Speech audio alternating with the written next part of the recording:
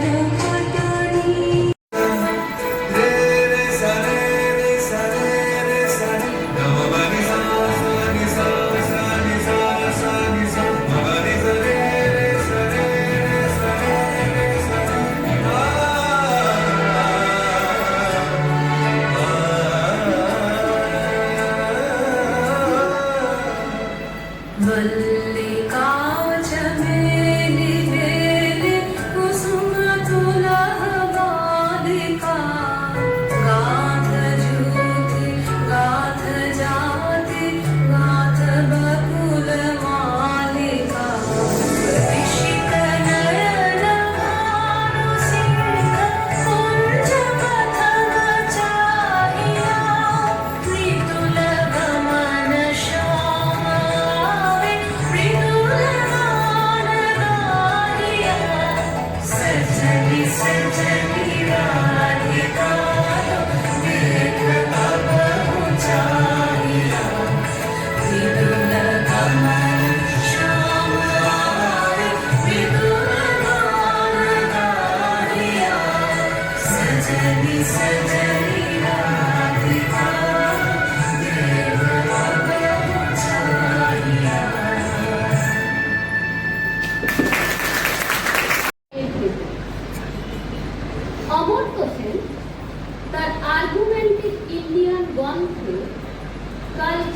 Communication অধ্যায়ে Tagore and India প্রবন্ধে বলেছেন তাকে খণ্ডিত করে দেখা ভুল।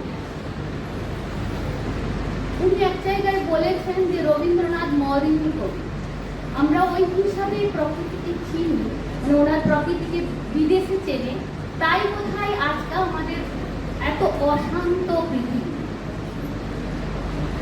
কারণ তিনি ছিলেন মরমী কবি, মরমী কবির চেয়ে অনেক বড় একজন রেনেসাঁ মানুষের স্বপ্ন। তিনি লিখেছিলেন সবার উপরে মানুষ সত্য। ওই একই লাইনে ভেঙে যায় ধর্মের দেয়াল, জাতির সীমা, আর জেগে ওঠে মানবতার আকাশ।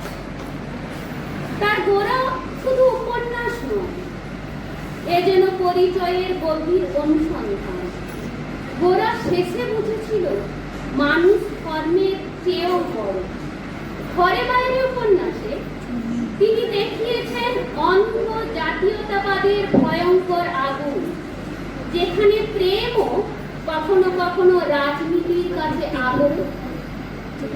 আজও যখন পৃথিবী যুদ্ধের আগুনে দগ্ধ, উগ্র জাতীয়তাবাদ যখন মানুষকে মানুষ থেকে আলাদা করে, তখন তার ন্যাশনালিজম প্রবন্ধের ভাষায় আমাদের সাবধান করে দেয়। জাতির নামে মানুষকে হারিও না। তিনি বিশ্বাস করতেন ধর্ম নয়, মানুষের ঈশ্বরের প্রকাশ। তাই তার গান গায় আনন্দলোকে মঙ্গলালোকে বিরাজ শত্রু। তার মানুষের ধর্ম প্রবন্ধে তিনি লিখেছেন মানবতার কথা, যেখানে সত্য, মঙ্গল আর প্রেমই জীবনের মূল ভিত্তি। তিনি ছিলেন শান্তিনিকেতনের স্বপ্নদ্রষ্টা, যেখানে শিক্ষা মানে মুখস্থ, প্রকৃতির সাথে আলাপ, আলো ছায়ার মধ্যে মুক্ত চিন্তা। আজও যান্ত্রিক ক্লাসরুমে তার শিক্ষার হেল্পের প্রবন্ধে নতুন প্রশ্ন তৈরি। শিক্ষা কি শুধু পরীক্ষার নম্বর? শিশুর হাসুর মতো সহজ শিক্ষার জন্য তার স্বপ্ন আজও কাঁদে। তিনি নারীর চোখে দেখেছিলেন আত্মমর্যাদার আলো। স্ত্রীর পত্র মৃণাল ঘরের দেয়াল ভেঙে বলেছিল, আমি মানুষ, শুধু কারো স্ত্রী নই। চোখের বালির বিনোদিনী, নষ্ট নীরের চারুলতা, যোগাযোগের কুমুদিনী, সবাই যেন নারী মুক্তির এক একটি ভাষা। তিনি জানতেন মানুষ ভাঙে, সমাজ ভাঙে, তবু মানুষই পারে নিজেকে গড়তে। প্রেম তার কাছে ছিল শরীরের নয়, আত্মার মিলন। তাই গীতাঞ্জলির প্রার্থনায় আর শেষের কবিতার অমিত লাবণ্যে প্রেম হয়ে ওঠে আত্মার সংলাপ।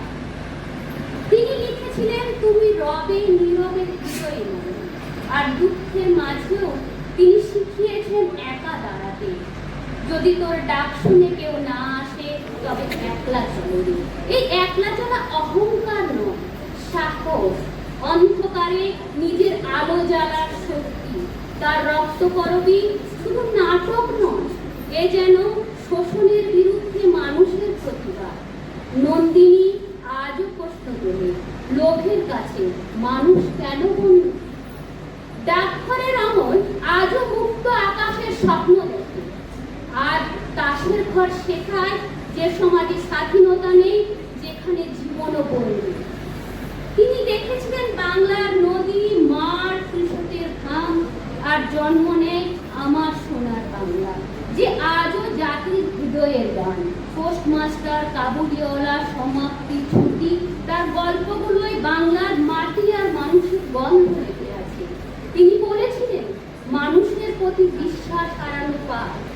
আজকের সন্দেহ, ভাঙন আর একাকিত্বে এই বাক্যই হয়ে ওঠে জীবন রক্ষা।